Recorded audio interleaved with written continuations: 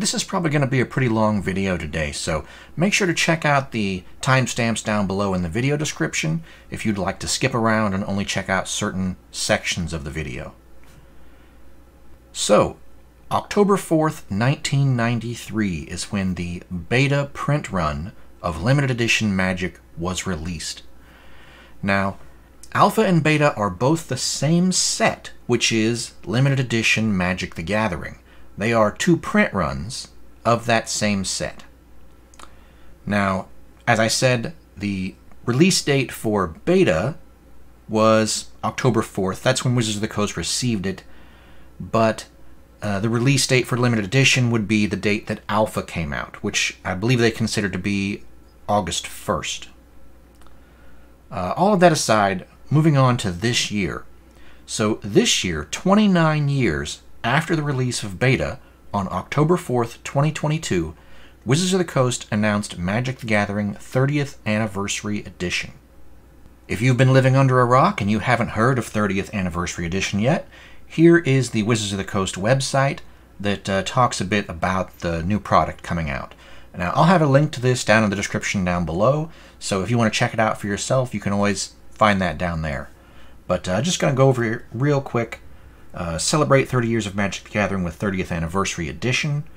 We knew we had to go big. 30th Anniversary Edition. So here's the card back. And it says, more importantly, is the card fronts. So here we go. We have a modern Black Lotus and a retro frame Black Lotus. 30th Anniversary Edition is a commemorative, collectible, non-tournament legal product celebrating 30 years of Magic, inspired by limited edition Beta. 30th Anniversary Edition lets fans and collectors experience some of the most iconic elements of Magic's early years. It goes on to show you the new versions of these cards. You can see they have a 30th edition expansion symbols here.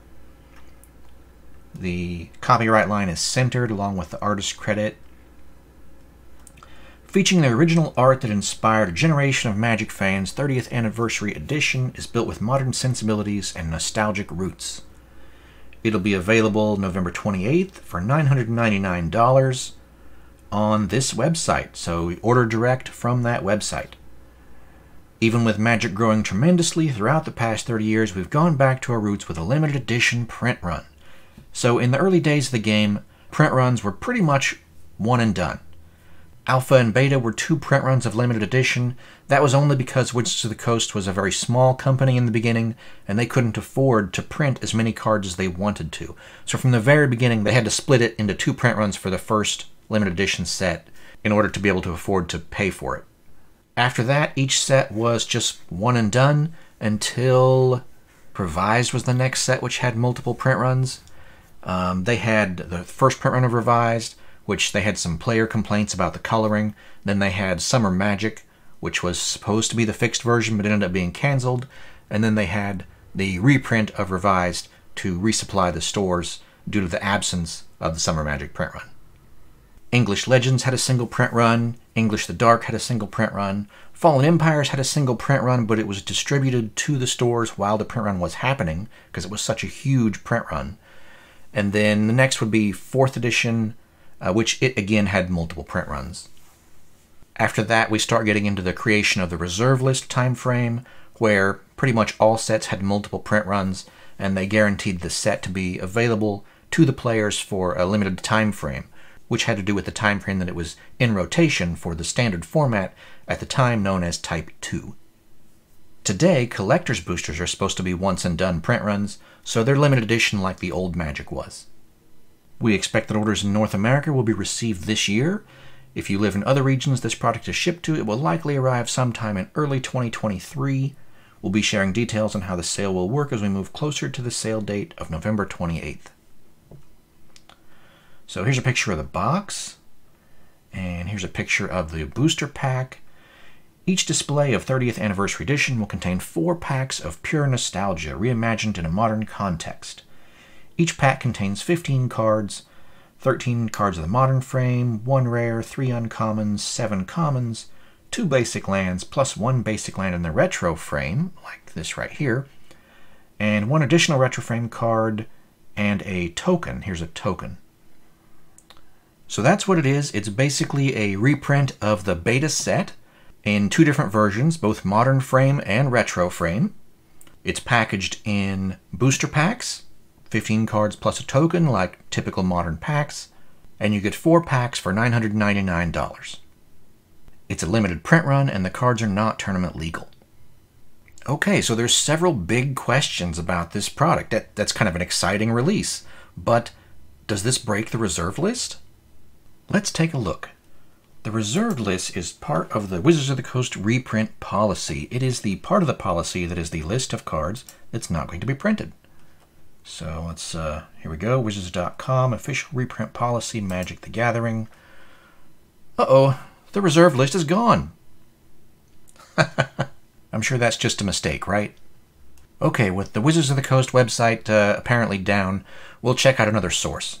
So here is MTG Wiki, and we have the relevant portion here of the reserve list is right here. All policies apply only to tournament legal Magic cards in printed form. Wizards of the Coast has and may continue to print special versions of cards not meant for regular gameplay, such as oversized cards.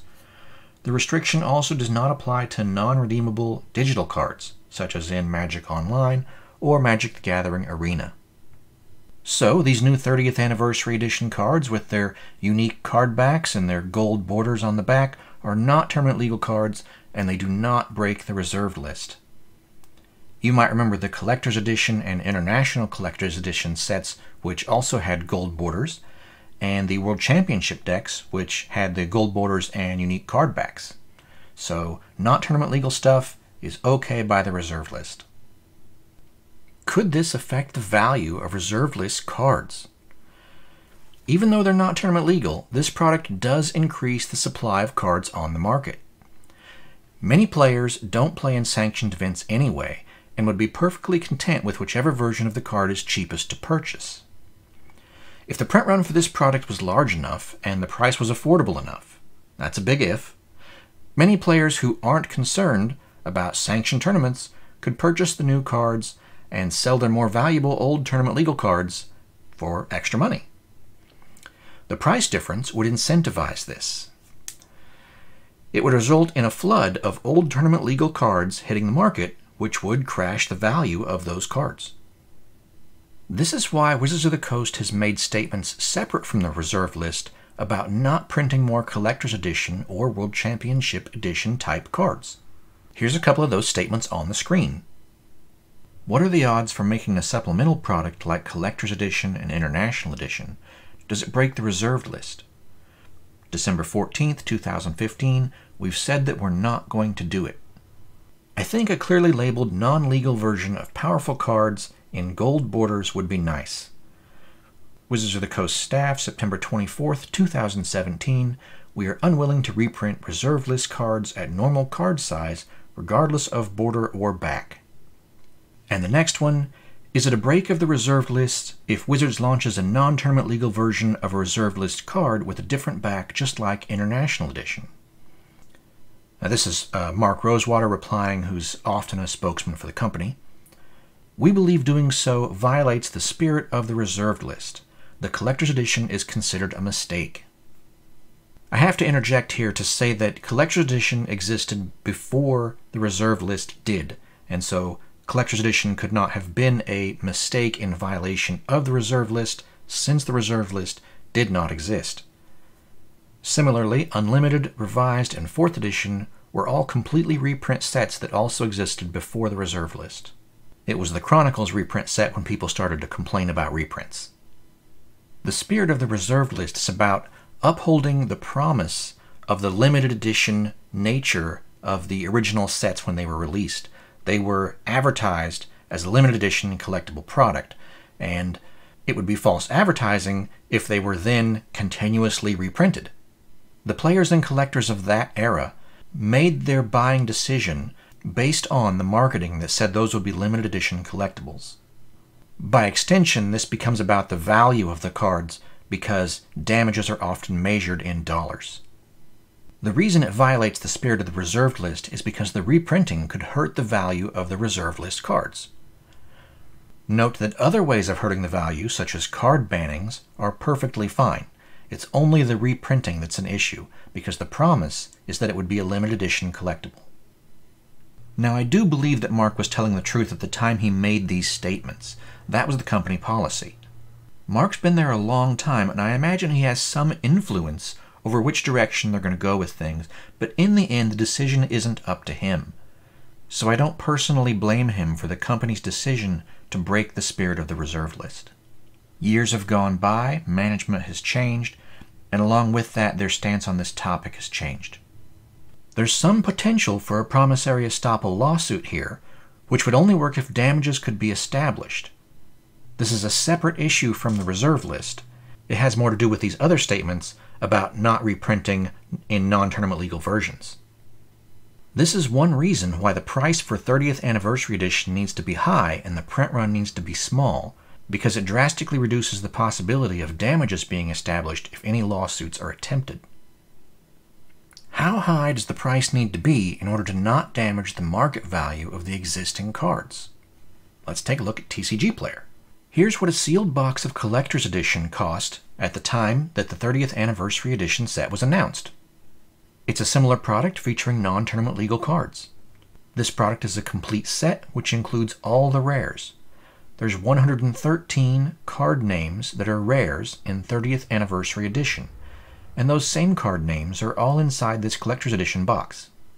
30th Anniversary Edition has 1 rare per pack, occasionally 2 rares if you're lucky enough to get a rare in the retro frame slot. If we take $23,833.99 and divide it by 113 rares, we get $210.92 per pack. We'd probably need to round up from there just to be safe, because some of these 30th Anniversary Edition cards are going to be distributed for free through WPN stores, and those cards will be entering into the market below MSRP, with many being awarded for tournament prizes. You have to account for those because the free supply could contribute to crashing the market. By the way, I do have an affiliate link for TCGPlayer. If anybody feels like buying this or anything else on TCGPlayer, I'd appreciate it if you used my affiliate link, which can be found in the video description down below. It doesn't affect your pricing at all. TCGPlayer just gives me a little of the advertising money for sending people their direction. It's basically a way to make sure that their advertising money is being appropriately split amongst the various people promoting them. Here is the reaction of the players. This product increases accessibility by increasing supply, but it doesn't lower the barrier to entry because the new cards are just as expensive or more expensive than the old cards. This product is not meant to be a cheap alternative to buying old cards. This product is simply not a good fit for budget players, and they're unhappy about that. They should be able to buy older tournament legal versions of these cards for less money than the new packs of cards, which is a fine solution, and I encourage people to buy more old cards. If enough people do it, the value of those cards will increase as the supply dwindles. In other words, the value of the new cards may cause people to realize that the old cards are underpriced. Are these cards proxies? A proxy is an item which is used as a placeholder for a different item. It's more about how the item is used than what it physically is. Just about anything could be used as a proxy, but typically a proxy costs less money than the real thing. For example, if you had a basic forest, you might want to use that as a proxy for a Mox Emerald. But if you had a Mox Emerald, you probably wouldn't use that as a proxy for a basic forest. There's just no need to do that. If 30th Anniversary Edition cards are expensive, then it doesn't make much sense to use them as proxies, or describe them as proxies. Proxies can be made at a very low cost, so it's not realistic to expect expensive cards to see much use as proxies. People who spend $999 on a box of 30th Anniversary Edition aren't going to sell the singles for pennies on the dollar after they open packs. They're either going to ask a high price for the single cards, or they'll simply keep them. After all, They bought them because they want them, right? If the market value ends up being higher than tournament legal versions for revised or unlimited, then people will not purchase 30th Anniversary Edition cards for proxy use. Using higher dollar versions of cards in your deck is not proxying. It's called pimping your deck. Basically, the level of pimpness is determined by the dollar value. It works on the same scale as like damages in a lawsuit. It's measured by dollars. I did a nice video about proxies. You can find a link to it up here in the corner. Whatever the market value ends up being upon release for 30th Anniversary Edition, it is still an officially released limited edition collectible product, which is likely to increase in value over time, while proxies used for budget decks are unlikely to ever go up in value. 30th Anniversary Edition is similar to the old Collector's Edition. It's a product that's aimed at collectors. Yes, collectors are already collecting the old cards, but there are also collectors who collect the new cards. 30th Anniversary Edition isn't going to appeal to everyone, but I assure you that some people are going to collect it. I know many people who are already planning to acquire copies of their specific favorite cards from 30th Anniversary Edition. I'll personally be looking for 24 cards from this set. Playability is important to a player, but it's not as relevant for collecting. Really, it's only relevant to collecting as far as playability affects value of individual cards. Potential value growth is important to an investor, but it's not as relevant to collecting. I enjoyed assembling a nice collection of 1990s Jurassic Park trading cards with no expectation of value growth. In fact, I gave them away as a gift after completing the set. Collecting is about the thrill of the hunt and the satisfaction of completion. It's setting goals and accomplishing them. There are many different things which could be collected. Some are more of a challenge than others. Some people want a difficult challenge because the end result is a bigger accomplishment. Why choose this as our goal? And they may well ask, why climb the highest mountain? Why 35 years ago fly the Atlantic? Why does Rice play Texas? We choose to go to the moon. We choose to go to the moon.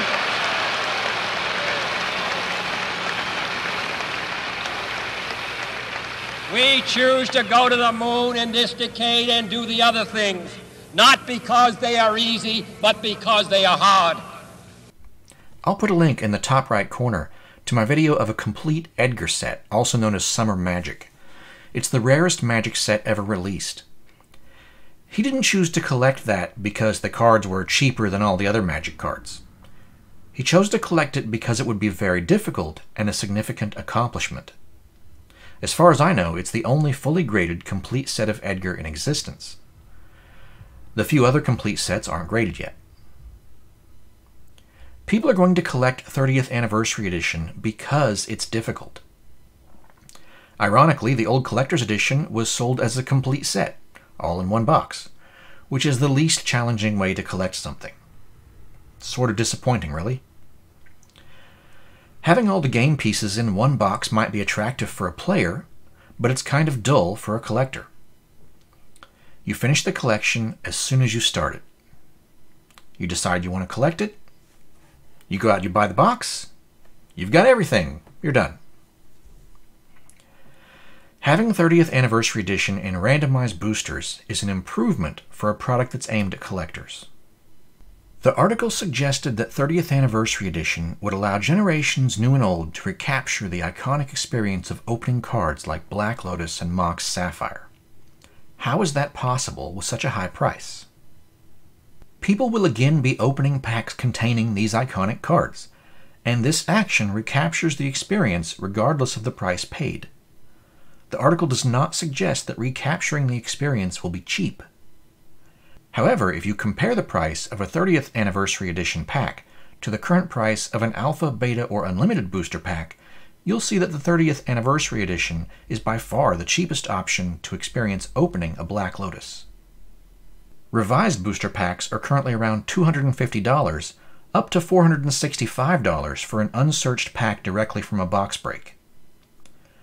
Compared to Revised, 30th Anniversary Edition has double the chances of getting a dual land, plus you can get Power 9.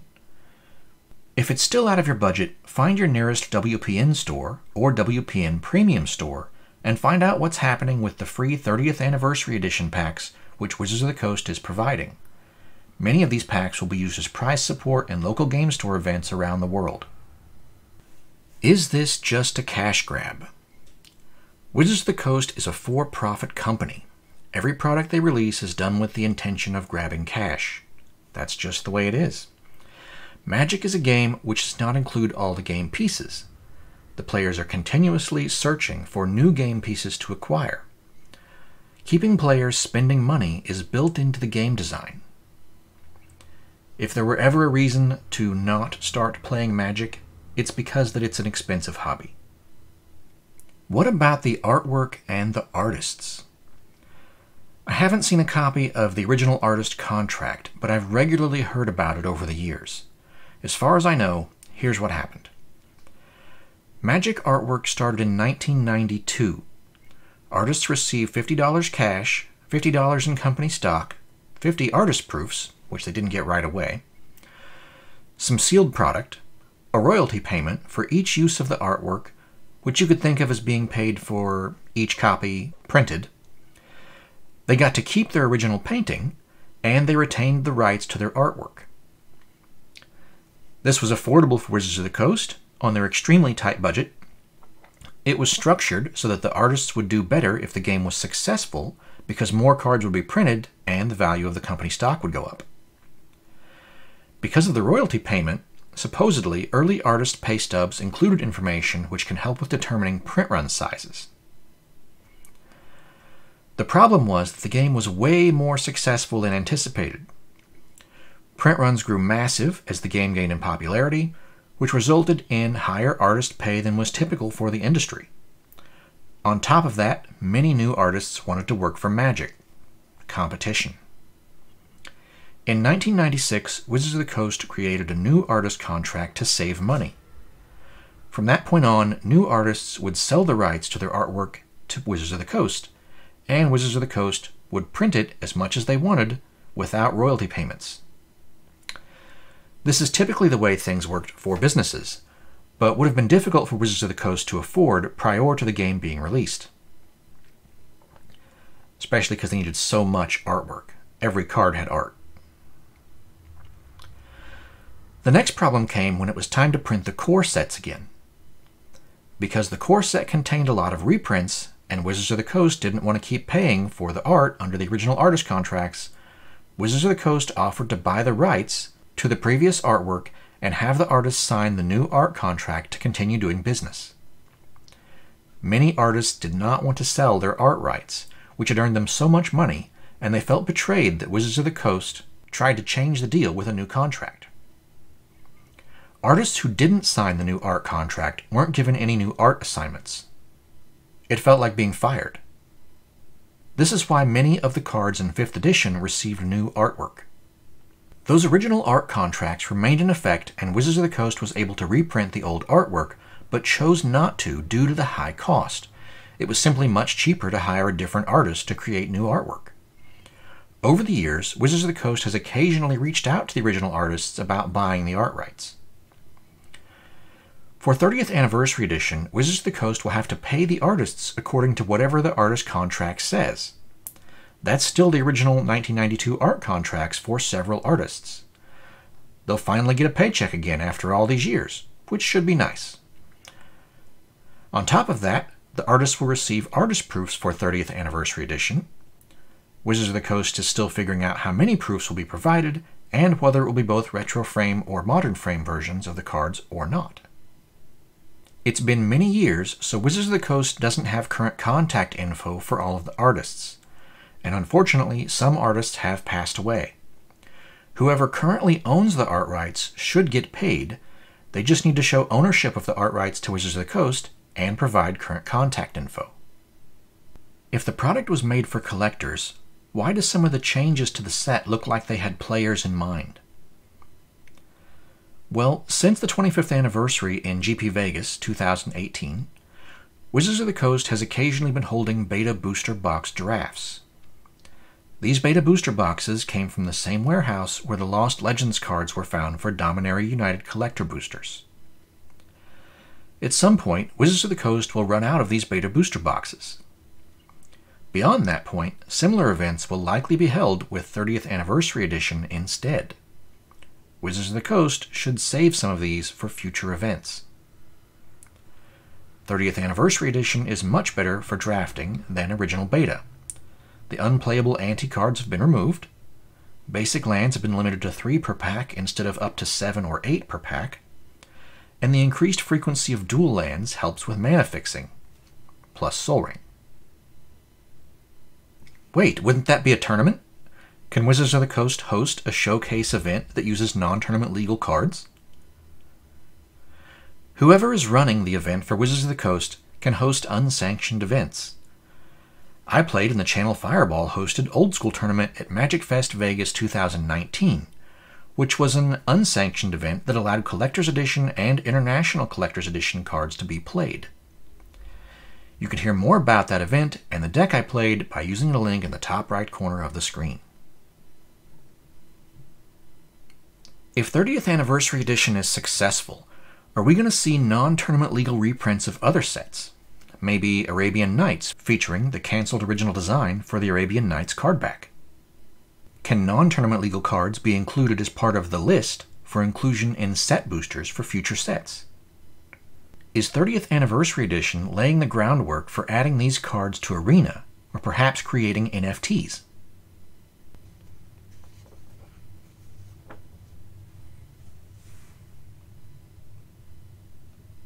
Should you buy 30th Anniversary Edition? As always, that's entirely up to you. You should consider other things that you can buy for the same money and make the decision that best suits you. You might decide that this product isn't for you. Only you can make that decision. Is 30th Anniversary Edition a good investment? Hasbro is investing in it, and I expect they'll do quite well selling it. This product will sell. Magic has a strong track record of value increasing over time for sealed product. However, every person has different opportunities in their life, and it's up to you to figure out which opportunities are most likely to pay off. There are multiple correct answers, and some will do better than others. Due to the high price and low expected print run, it's possible that this product could be priced higher than Collector's Edition. Uncertainty about the 30th Anniversary Edition print run caused big card dealers to stop buying Collector's Edition cards, and that liquidity problem hurt the value of Collector's Edition cards, which triggered fearful owners to sell, compounding the effect of the value dip. This all happened before 30th Anniversary Edition was released, and before anybody knew what the prices would be for its singles. It's possible that Collector's Edition prices jump higher if people feel that they should be valued greater than 30th Anniversary Edition. This will depend on what the prices for 30th Anniversary Edition singles settle to after hitting the market. It's possible that the existence of 30th Anniversary Edition stunts the long-term value growth of Collector's Edition by taking some of the market share from Collector's Edition. In other words, we could see value growth at a slower rate for Collector's Edition than what occurred previously, because there are now more options for buyers to choose. Are rebacks going to be a problem again like they were for Collector's Edition? Definitely not. Every card will have the 30th Anniversary Edition expansion symbol, and there's plenty of other subtle differences on the card fronts. These are not exact reprints of the original cards. Are counterfeits going to be a problem? Counterfeits will be about as much problem as they are for any other new Magic set. Authentication might be a little more difficult due to the unusually small print run, limiting the availability of examples for good comparison. And you'll need that because you can't do the green dot test. It's not the same as all the other card backs. So the basic principles of comparing any suspect card to a known legit card still hold true. The only problem will be finding some good examples, and if you're going to be authenticating these cards, I recommend that you pick up some relatively cheap commons from the set, just so that you have some comparison samples to use.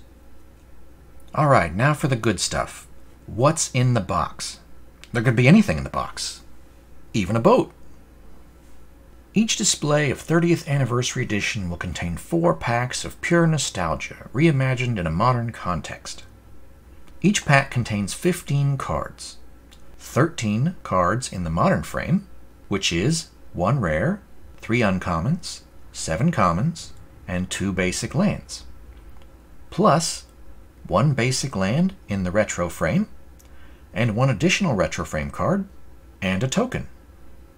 Note that this order is the order listed on the website, not the order of the cards inside the pack. From what I've seen, inside the pack, if you open it with the cards facing you, you get 7 modern frame commons, 3 modern frame uncommons, 1 modern frame rare, 2 modern frame basic lands, 1 retro frame basic land, 1 retro card that's not a basic land, and then the token. If someone's really into collation, the order of the cards in the pack might matter to you. 16 luxury cardboard rectangles, but only 15 cards in the pack. That's because the token doesn't count as a card, since it can't be included in your deck. A token is a permanent that's not represented by a card. It could be one of these luxury cardboard rectangles made by Wizards of the Coast, a coin, some dice, a Lego minifigure, or whatever you want to use. Because a token is not a card, Chaos Orb has been reworded so that it doesn't affect tokens. This change also means that Chaos Orb no longer affects cards that aren't permanents. No more attempting to knock out an opponent's library with a Chaos Orb. Chaos Orb attempt, game 2. Will Tavis do it? Go ahead. What's the life total? I'm at 2. You're at a whopping 11. I got a good board state, but we'll see what happens. Yep. All right, ready? Go ahead. I feel like an angle. It like with it there at first and came back. It's a bank shot. What are you, like a Bank shot off the line? What is this crap? It's like, do you practice this? Okay, we're going to go over some print run info next, so we need to finish the rest of this article real quick. It has some pertinent information. The retro frame slot is especially interesting as approximately 3 out of every 10 packs will contain a rare retro frame card. That means that some packs will contain 2 rares, meaning 1 retro and 1 modern, and some will even contain 2 pieces of the Power 9, if you're lucky enough to have both of those positions be a Power 9 card. Speaking of Volcanic Island, we know the dual lands are an iconic part of Magic's early history, so each dual land appears twice as frequently as any other non-dual land rare. This is true for both modern frame and retro frame dual lands. So basically each dual appears twice on the rare sheet, whereas all the other rares only appear once. Nearly every 30th Anniversary Edition card included matches the rarity of its counterpart in beta. There's no mythic rares, and no rarities have been shifted. There's an exception to that in a minute. There's 1 card that's been shifted. The only card that doesn't match its original rarity is another special add-on for 30th Anniversary Edition. Sol Ring is a card that's near and dear to many players, so we created a special new crop of the original art that will appear at common rarity in both the modern and retro frames. Sol Ring also appears at uncommon. So there's 2 different versions of Sol Ring. One is a common, one is an uncommon, and their art is cropped differently. There are some other nostalgic touches as well. The retro frame is the same frame we used in Time Spiral Remastered. We also brought back the original white mana symbol, which is something that I appreciate personally. The original basic land template, which has rules text instead of the giant mana symbol, and it also says tap instead of having the tap symbol. And of course the classic art. We removed 6 cards completely. The cards removed are Contract from Below, Dark Pact, Demonic Attorney, Earthbind, Weakness, and Crusade. Now, Wizards of the Coast doesn't spell out why they removed these specific cards. I don't expect they ever will, but we can speculate on that a little bit here. Contract from Below, Dark Pact, and Demonic Attorney are all anti-cards. Richard Garfield really liked the anti-concept, and I can understand why, but it was not popular with players of the game. It was basically a worthless rare because no one played for anti. Because of that unpopularity, no anti-cards have been printed since Homelands. It's a mechanic that's just not used anymore in the game. It's certainly not something you'd want at a showcase draft event. It's true that the anti-mechanic presented some challenges for anti-gambling laws in certain countries during the expansion of the game in the early years, when anti was part of the game, but I don't really think that that has anything to do with why the cards are removed here. I think it's mainly just that these are not popular for players to use. It just didn't fit what this set needed to be, mainly from the point of view of that showcase draft experience. Those cards do kind of have a demonic theme. I don't think that has anything to do with it either. There's plenty of other demons in Magic. For example, Lord of the Pit is still in the set. For Earthbind, it's the artwork. It's a really nice piece of fantasy art. It definitely attracts some attention. It has some bondage undertones, which have always made it a little bit controversial, and maybe not appropriate for something that's for 13-year-olds. Not that 13-year-olds are going to be spending $999 for 4 packs. But maybe Wizards of the Coast just didn't want this on camera for their showcase drafts. Similarly for weakness, it must be that sexy art, am I right? More seriously, this card was probably removed for the name art association. The character in the artwork resembles someone with a disability, and labeling them as weak could be upsetting. It's one of those better safe than sorry situations. Within the context of the game, the art doesn't really show someone with a disability. What it shows is someone who has been affected by a spell to make them more weak than they would normally be, and that may be difficult to portray in artwork.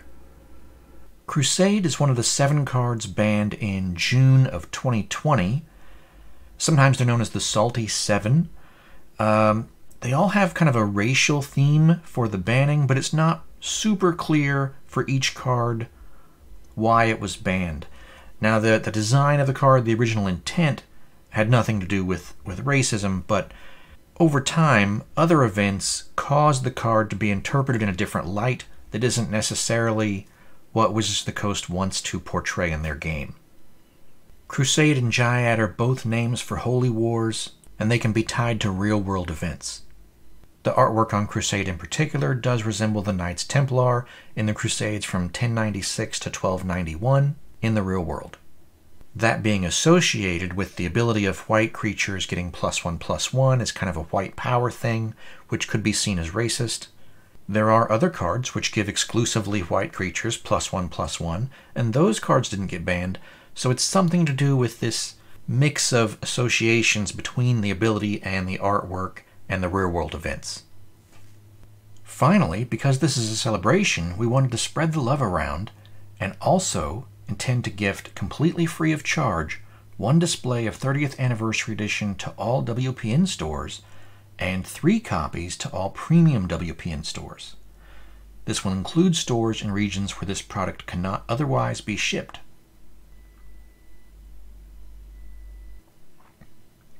And that's the end of the article. Down at the bottom they have a link to an image gallery where you can see all the different cards.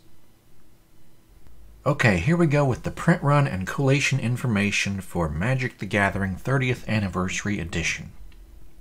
It only comes in booster packs. A pack contains, in this order if the cards are facing you, 7 Modern Frame Commons, 3 Modern Frame Uncommons, 1 Modern Frame Rare, 2 Modern Frame Basic Lands, 1 Retro Frame Basic Land, 1 Retro card that's not a basic land, it could be common, uncommon, or rare, and 1 token. How many different cards are in each rarity? Commons, a 121 card beta sheet, minus the 46 basic lands, minus Earthbind, minus weakness, plus Soul Ring equals 74 commons. Uncommons, the 121 card beta sheet, minus 26 basic lands equals 95 uncommons. Rares, the 121 card beta sheet, minus 4 basic lands, minus Contract from Below, minus Crusade, minus Dark Pact, minus Demonic Attorney, plus 10 extra dual lands, one of each, equals 123. Rares on the sheet, but only 113 card names because the dual lands are duplicated. Basic lands are 15 different artworks with 5 different card names. And for the tokens, there are 16 different tokens. This quantity of tokens isn't mentioned in the Wizards of the Coast article, but that's how many there are. You can see them if you click on the link at the end of the article, which goes to the pictures of all the cards. Commons, uncommons, rares, and basic lands are all available in both Modern Frame and Retro Frame. Basically, the sheet layout is identical for both Modern Frame cards and for Retro Frame cards. Tokens, however, only have one version. How many cards are in a full set? A Modern Frame set is 297 cards. This includes all the different artworks of basic lands and Sol Ring. Similarly, a Retro Frame set is 297 cards. This includes all the different artworks of basic lands and of Sol Ring again. The back of the booster pack indicates that the cards are numbered 1 through 594, which is all the Modern Frame and Retro Frame cards together. 297 plus 297 equals 594. Plus, there's 16 tokens which aren't numbered. As you can see from the pack, the cards are made in Japan. Most of the card ratios are pretty obvious from the above data. The only one that isn't is the retro slot, which isn't a basic land. The back of the booster pack indicates a 30% chance of getting a rare per booster pack. The website is more precise. It says approximately 3 out of 10 packs have a retro rare. The number is rounded. It's not exactly 3 out of 10. Here's the problem that most people fall into. If exactly 3 out of 10 packs have a rare, then how many packs out of 10 have an uncommon, and how many have a common?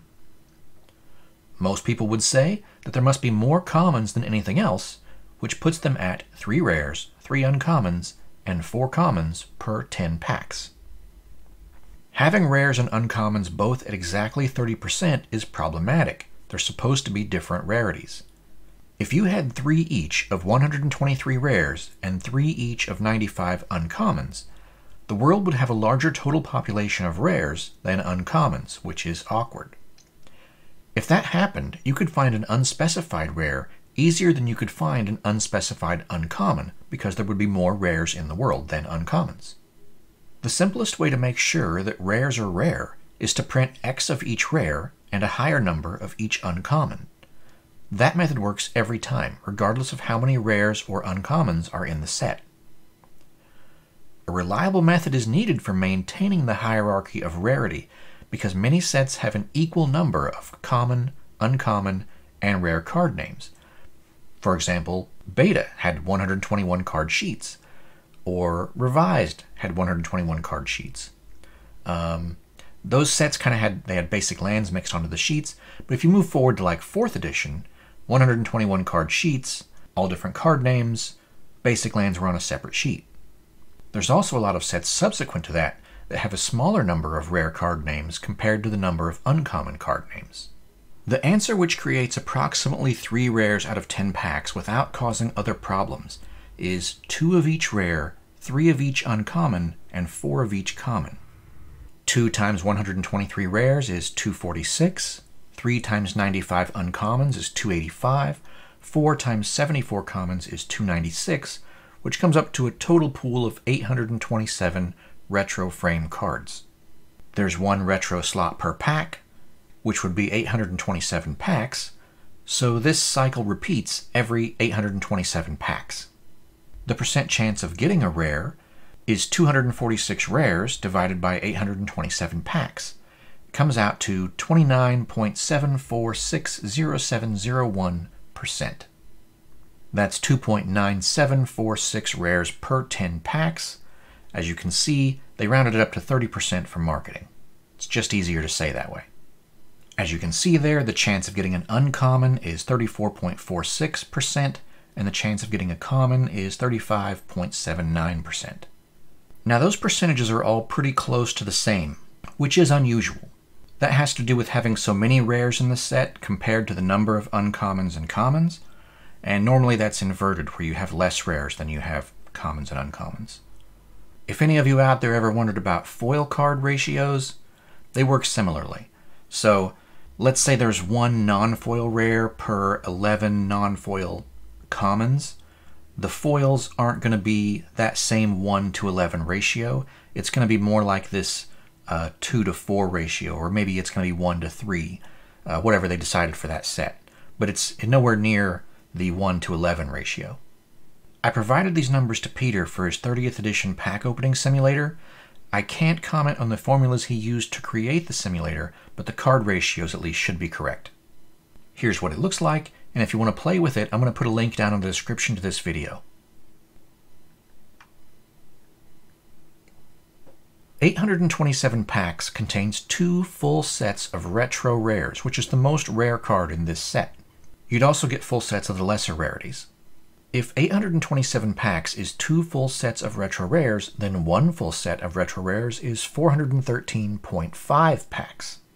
At $999 for 4 packs, it would cost $103,271.62 for 413.5 packs.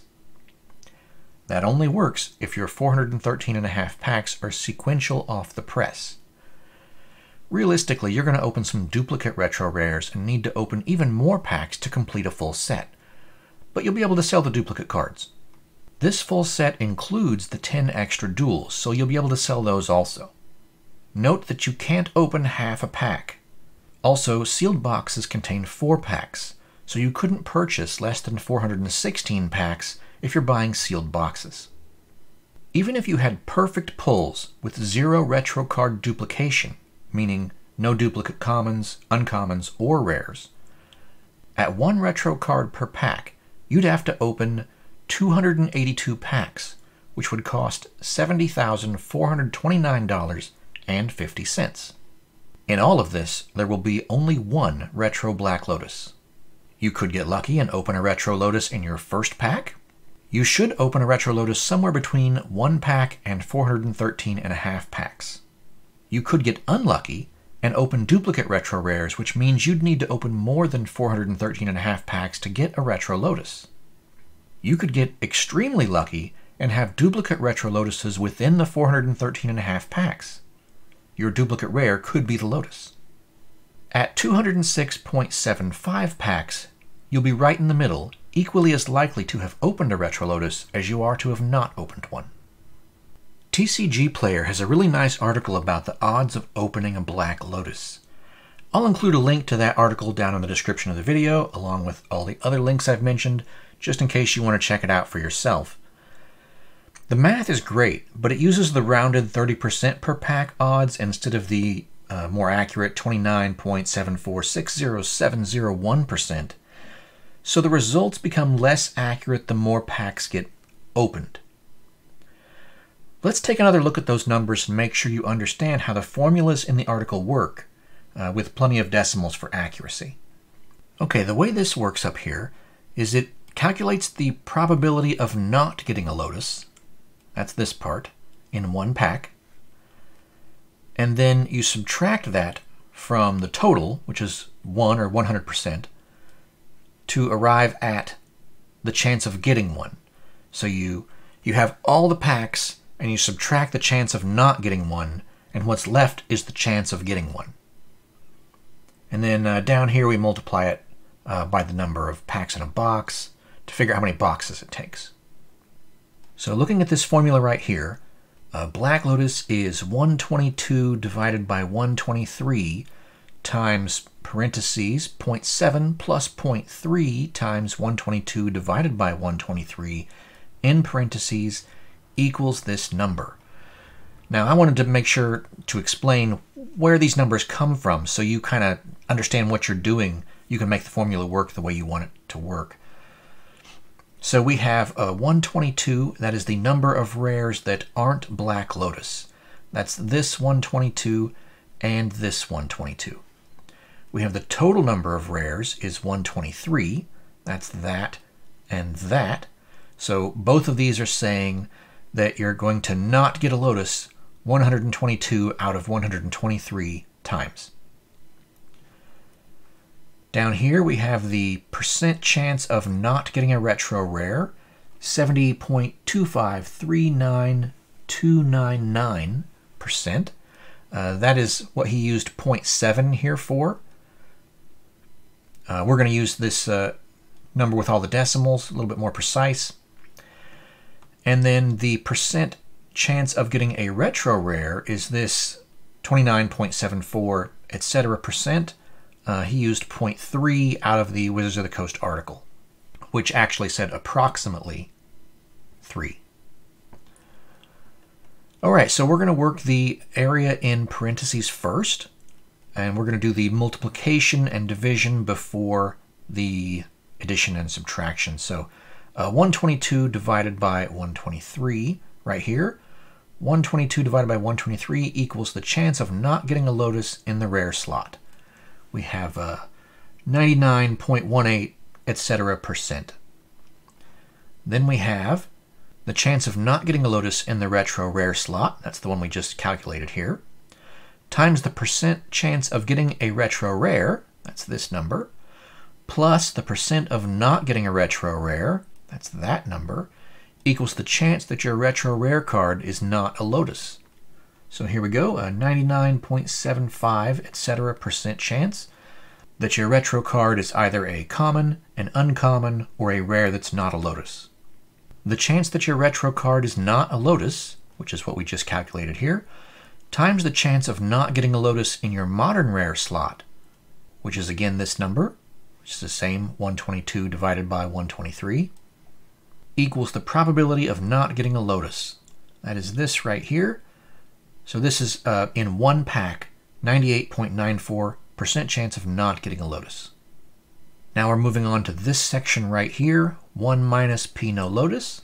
So we have 100% minus the P no Lotus right here equals the chance of getting at least one Lotus in a single pack.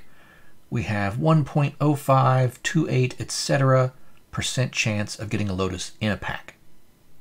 Down here we have exponents, so the probability of no Lotus gets multiplied by itself for each pack opened. Now there's 4 packs in a box, so we're using 4. That gives us the chance of not getting a Lotus in multiple pack openings. In this instance, like I said, we're using 4, so we're going to be looking at the chance of not getting a Lotus in a box. That's 95.85, etc. percent. Next, we subtract that from the 1 at the beginning.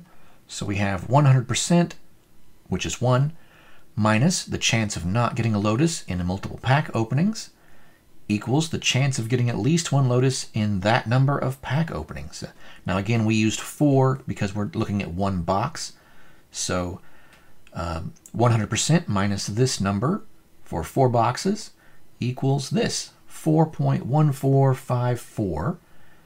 And he has 4.15, so apparently that's rounded up, is your percent chance of getting at least one Lotus in a box of 4 packs. Now as you can see, this more accurate percent didn't make a huge difference compared to this number here when we're only talking about 1 pack or 1 box. It's only really going to change anything if we get to the point where we're talking about a whole bunch of packs or boxes. Okay, now we're moving on to this next paragraph here. As a long-run average disregarding all other cards you'd open along the way, you'll crack 1 divided by, parentheses 1 minus P no Lotus to the 4th power, in parentheses, equals 24.1 copies of 30th Anniversary Edition before seeing your first Black Lotus. Now this 24.1 copies, that means 24.1 boxes of 4 packs, not 24 single individual packs. So just make sure you're following along here what that actually means. You're not going to get a Lotus every 24 packs. Doing that math down here, 100% divided by the chance of getting at least one Lotus in X packs equals the long run average of how many times you'll have to open X packs to get a Lotus. For 4 packs, it's 24.122, etc. And this is boxes to indicate that this is boxes. 4 packs equals 1 box. The long run average is you'd open 24.122 boxes in order to get 1 Lotus. That many boxes equals 96.49 packs. I prefer to measure in single packs instead of in boxes. 100% times the chance of getting at least 1 Lotus in a single pack equals 94.97, etc. packs. That's almost 95 packs, which isn't quite the same as 96.5 packs, but it's close. Measuring in boxes is slightly different than measuring in packs. Something about measuring in units of 1 versus measuring in units of 4 makes it come out different. I think measuring in units of 1 individual packs is the more accurate answer. Knowing that 827 packs contains 2 Retro Lotuses and 6.7235, etc., modern Lotuses, we can see that we should hit some kind of Lotus every 94.8, etc. packs, which is another way to check the math. Since these are more exact numbers, this should be the most accurate number. It's very important to recognize that this is a long-run average. That means over the course of the whole print run, you should be opening some kind of Lotus an average of every 94.8 packs. Now, you're not personally going to be opening the entire print run, so your results are going to be different from the average. You're not guaranteed to get a Lotus after opening 24.122 boxes. It could be more or less. For a single attempt, the chance at not getting a Lotus in 97 packs is 35.81. That's percent. This means that the chance of getting at least 1 Lotus in 97 packs is 64.18.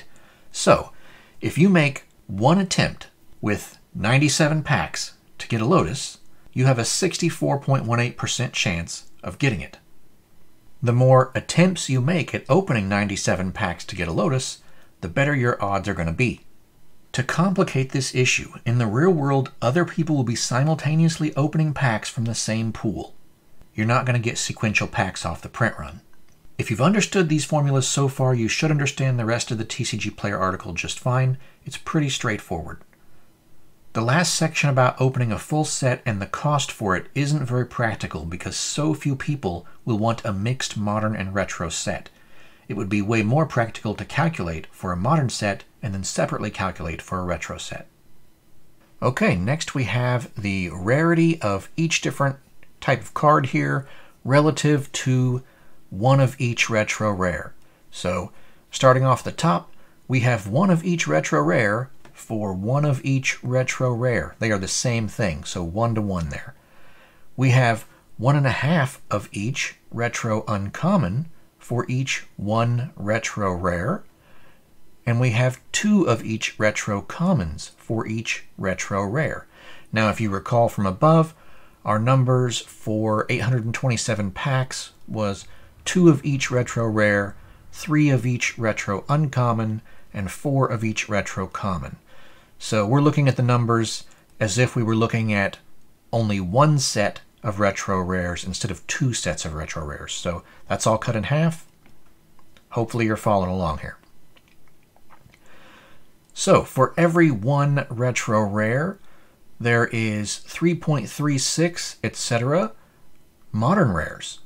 So for every 1 retro Lotus, you're going to have 3.36 modern Lotuses. You can say the same thing. You can replace Lotus with any other rare card name, except for duels, which have duplicates. For every 1 retro rare, there is 13.05, etc. modern uncommons. For every 1 retro rare, there is 25.84 of each token. For every 1 retro rare, there is 27.56 of each retro basic land. For each retro rare, there is 39.11 of each modern common. And for each retro rare, there is 55.13 of each modern basic land. So you can see here in order from most rare to least rare. In this column, we have the number of cards at that rarity. So there's 9 different rarities of card here in this set. It would be 11 if you count the duels as being a different rarity, but they're not really displayed here. The rarity of the retro duel is double this, so it would be 2, so it's the same as a retro common. The rarity of a modern duel would be 2 times this number, which puts it in between the modern rare and the modern uncommon.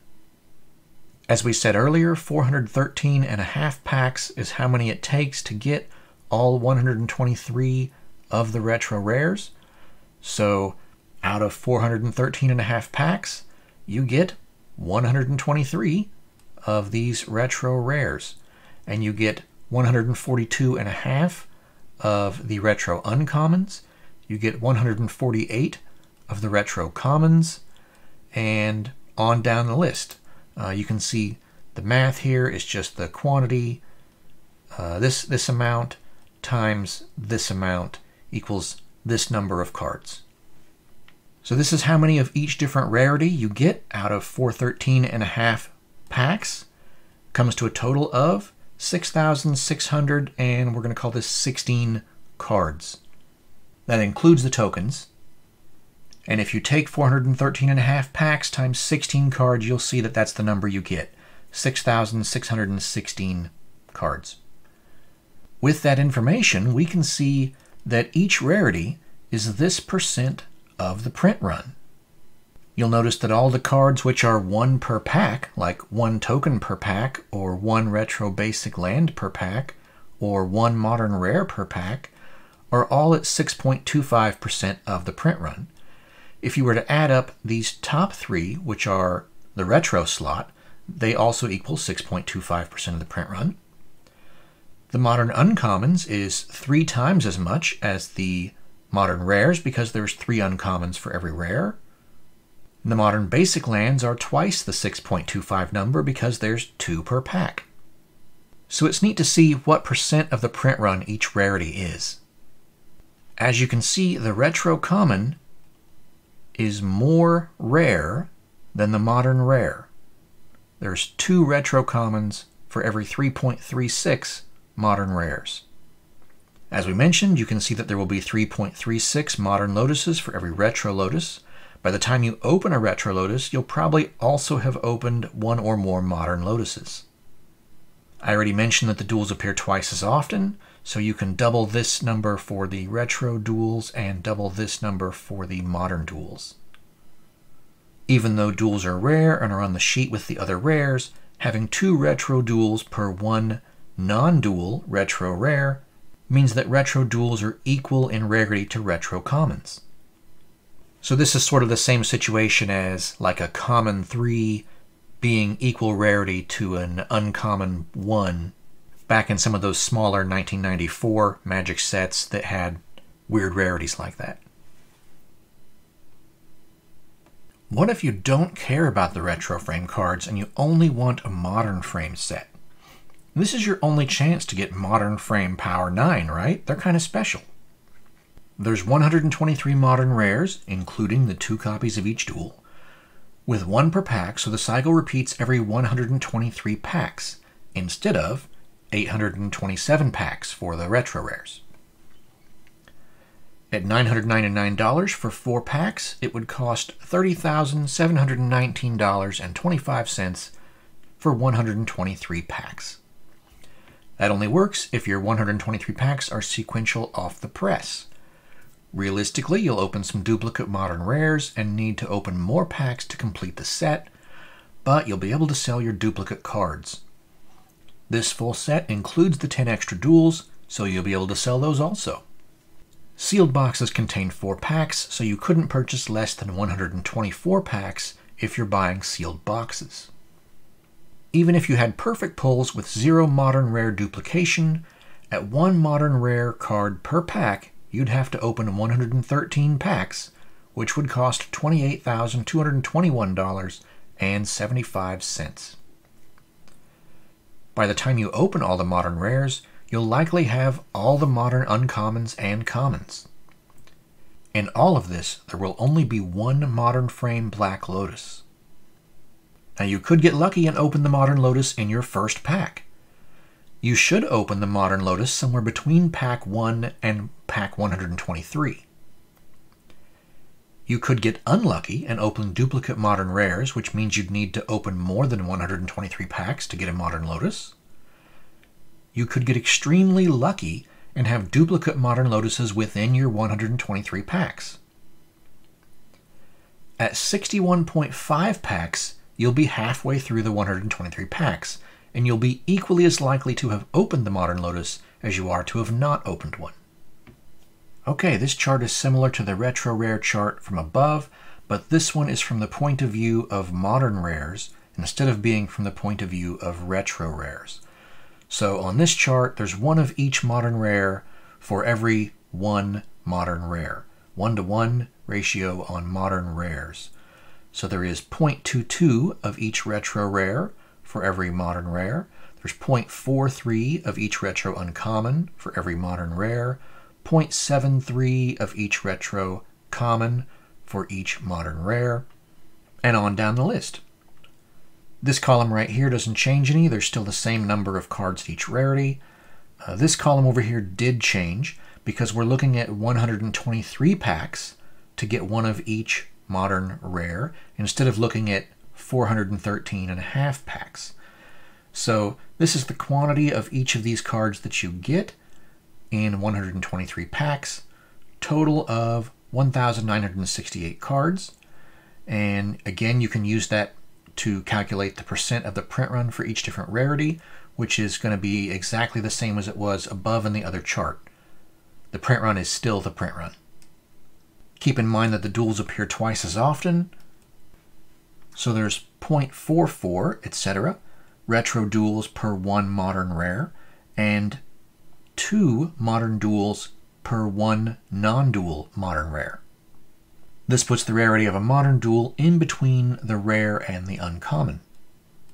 If you've spent much time looking at sheets, you'll know that we've seen several different sheet sizes over the years. Now originally it was 121 cards, but we've seen 11 by 10, which is 110 cards. We've seen 8 by 8 sheets. There's all kinds of different sheet sizes that have been used, partially because different facilities have different equipment. So you're probably wondering how these unusual card quantities will fit onto sheets. Will there be filler cards? If you don't know, a filler card is a card that fills a blank space in a sheet when the number of cards on the sheet doesn't match the size of the sheet. This is expected to be a relatively small print run, which means that a digital press could be more cost-effective than an offset press. If Richard Garfield can print every Keyforge deck as a unique deck, then Magic should be able to utilize the same technology for printing the desired ratio of cards. Each sheet might look a little different. Now I do know that Magic used a digital press for the original Jumpstart, and they've used it for other products since then. How big is the print run going to be? That's the big question. Influencer kits have been sent out for free. They have 8 packs and 1 retro P9 card. I've seen 2 kits so far, and I suspect that 9 were made, probably 1 for each P9. 350 Black Lotus tier VIP ticket holders for the Magic 30 event at Las Vegas each received 4 free packs. About 6,000 WPN stores are going to be getting a box for free, and about 400 of those stores are premium stores, which will be getting 2 additional boxes for free. An unknown number of boxes will be sold on the website, but it is supposed to be a small print run. Wizards says that it'll be a limited edition print run, and the fact that they're willing to pay the original artists based on the original contracts also points to it being a relatively small print run. The high price limits the number of potential buyers, so you wouldn't want to overprint something and get stuck with a bunch of unsold product. Now I do think they want to save some, but they don't need a whole warehouse full. It's aimed at collectors, which is a smaller category than the number of players. Wizards of the Coast annual revenue is $1 billion. The experienced Magic dealers I've spoken with are guessing this product between $10 million and $100 million of sales. That would be 10,010 boxes to 100,100 boxes, somewhere in that range. This is based on their own years of experience with how much volume Magic sets sell. For comparison, the Alpha print run was 2.61 million cards. It had a little over 1,000 copies of each rare. Having 1,000 of each retro rare in 30th Anniversary Edition would require 103,375 boxes of 4 packs. This is a bit more than the highest estimate of 100,100 boxes, so it seems likely that the quantity of retro rares will be smaller than the quantity of alpha rares. Having 1,000 of each modern rare would require 30,750 boxes of 4 packs.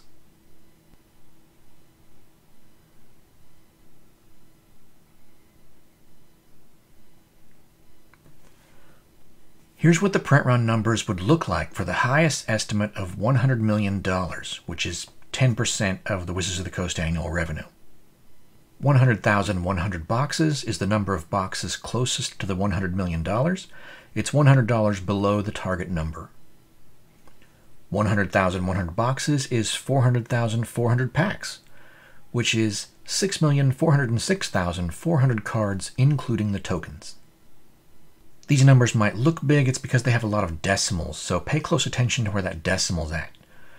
So 968.31922 of each retro rare.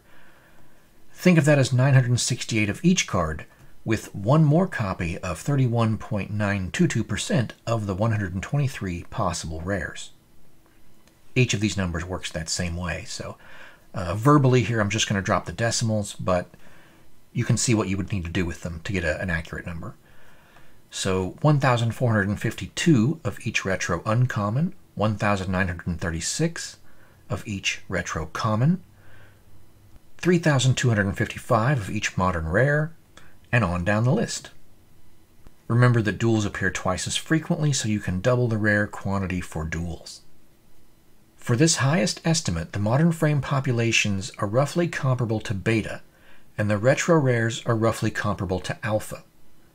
The retro uncommons and commons population is significantly less than alpha, and basic lands are significantly reduced for both retro and modern. The more rare cards don't come close to the quantity of collector's edition that was printed. Only the modern uncommons and the modern commons surpass that, also the modern basic lands. But even the retro basic lands would be a quantity that's about half as much as the collector's edition basic lands as far as quantity.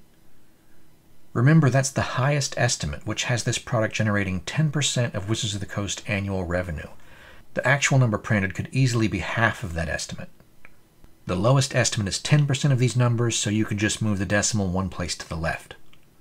Personally, I think the lowest estimate is too low, and that's just my feeling based on the number of packs that they're giving away at Vegas and to the various WPN stores and to influencers.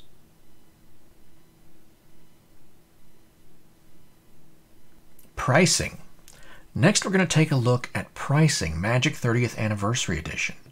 It's not possible to accurately gauge the demand before the release, so this example will proportionately divide the MSRP of $999 per box cost among the cards. People who purchase at MSRP should be reluctant to sell below these prices. If they wanted the cards enough to buy packs, they might as well keep the cards if the value is any lower than this. If the demand turns out to be higher than the supply, the prices will be higher. If the supply turns out to be higher than the demand, the prices could go down some, but there is a price floor due to the cost somewhere down there. The price floor is the point at which people who bought aren't willing to sell because they don't want to lose that much money. We're going to start by looking at the current prices of Beta and Collector's Edition. Some cards are worth more than other cards regardless of rarity. The CE prices, that means Collector's Edition, are a baseline for relative values when all cards are printed at equal rarity, one of each card. That's one of the interesting things about Collector's Edition is something like a Lightning Bolt or a Healing Salve is just as rare as a Black Lotus. Sometimes cards are worth more because they're more rare. The Beta Rare versus Beta Uncommons versus Beta Commons prices provide a baseline for how much the value is affected by changing the rarity of the card away from that 1-to-1 ratio. Here's what I did. Import the prices from Scryfall, sorted by rarity. I think Scryfall gets the prices in dollars from TCGPlayer, and I think it gets the euro prices probably from Card Market. Some of the rares had missing dollar prices due to lack of activity on TCGPlayer, so I filled in the missing dollar prices by converting the Scryfall Euro prices into dollars. Next, I moved the basic lands to their own section so they can be handled separately, because they were on all the different rarities of sheet, and they're not really the same rarity as commons. If you see the letter D next to rarity for the basic lands, D, that's something that Wizards of the Coast used internally. It stands for Dirt Common, meaning basic land. This seemed like an appropriate place to use it. Next, I named the basic lands with their original Wizards of the Coast descriptors for better identification. This prevents any of the confusion caused by land number A or letter 3. You know, it gets really confusing which one's which. So these descriptors really identify which land we're talking about here, because sometimes the different artwork does create a value difference. Next, I pulled aside the cards which were removed from 30th Anniversary Edition, because we're not really talking about those much. I did still track them separately, though, if anyone wants that data. Okay, so here we have all of the different card names on the left with their rarity, and then the prices for beta and the prices for CE. So just going to scroll down here. Feel free to pause the video if you want to look at any of these prices.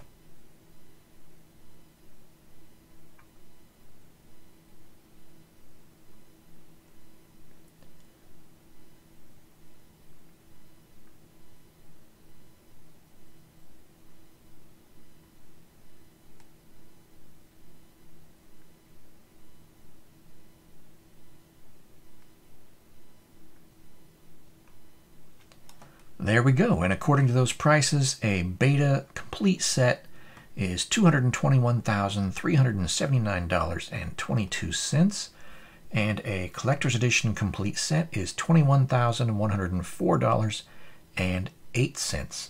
Now you can compare that price total to the price we looked at earlier in this video for a sealed collector's edition set, and you can see kind of what kind of premium you get for having one that's factory sealed versus having one that's loose. All right, here's the price data for the 6 cards that were removed from 30th Anniversary Edition, along with new totals for the set, including those cards. And an additional note here, the sealed set of CE contains 363 cards, with the extra 61 cards being additional copies of the basic lands. That's because the sealed box contains every card on every sheet, even the duplicates. Beta print run data. 78,000 starter decks, each containing 45 commons, 13 uncommons, and 2 rares. That's 4,680,000 cards in 7,800 starter display boxes. 210,000 booster packs, each containing 11 commons, 3 uncommons, and 1 rare. That's 3,150,000 cards in 5,833.33 booster display boxes. And note that this is a round number of 7.83 million cards for beta. It could be off by up to 5,000 cards in either direction and still be considered 7.83 million cards. The starter deck and booster pack numbers appear to be rounded to the nearest 1,000. They could be off by up to 500 units in either direction, which is up to 37,500 cards. This gives you an idea of the level of accuracy for these numbers. Remember that they were making full display boxes and cases, so you might try thinking of it that way. There's probably not 0.33 of a booster box somewhere. There's actually fewer beta rares because some of these beta starter decks used leftover alpha rares in order to save money and reduce waste. The numbers below ignore the alpha rares and beta starters. I have an estimate for that quantity, but I want to visit with Cardamundi again before publishing it. This list shows the number of quantity of each of these card types for beta. You can see that Mountain Brown Sky is the most populous basic land, more of those than anything else here. And Plains No Trees is the rarest basic land. This is all just because of how many times each artwork appeared on each sheet. Now we're going to look at the total values of the different rarities. So the 15 basic lands are worth $588.45 out of a complete set. Here we have the value of 73 commons. That's the ones that are in 30th Anniversary Edition. This is 75 commons. That includes the 2 that were removed from 30th Anniversary Edition. Here we have 95 uncommons. That's the same for both sets. The 113 rares, those are the ones that are in 30th Anniversary Edition, and 117 rares, which includes the ones that aren't in 30th Anniversary Edition. So it's just sort of every different way you can look at it here. And that dollar amount represents this percent of the set value. So this column right here is without those 6 removed cards, which makes it a little more comparable to 30th Anniversary Edition. And then this column is for the whole set with the 6 cards as it came back in the day. So we can see here that 94.5% of the value for the whole set is in the rares. Uncommons 4%, commons 1%, and the basic lands not even 1%. If all of the beta cards still existed, the current value of the entire print run would be these numbers. So it works the same as this chart up above, but instead of just being one set, it's the entire print run. So this factors in that there's 11 commons for every rare and 3 uncommons for every rare. Again, we have a column for without the 6 cards, and we have a column for with the 6 cards. So this is originally the way it came, and this is comparable to 30th Anniversary Edition. Notice that when you include the value of all those additional uncommons and commons, it shifts the value for the entire print run down to 64.81% of value is in the rares, and the others have a bit larger of a percent. The percentages for a set represent 1 copy of each card, while the percentages for the print run represent all the cards which had to be made for all the sets. As percentages, the entire print run numbers work regardless of the print run size, whether it's 1 set or 3,025 sets. The number of basic lands, commons, and uncommons relative to the rares is a fixed ratio. Let's look at how many beta cards need printed to create one complete set. If beta were only available in boosters, it would simply be 11 common sheets, 3 uncommon sheets, and 1 rare sheet. Because the set's made of both starters and boosters, it's a little more complex than that.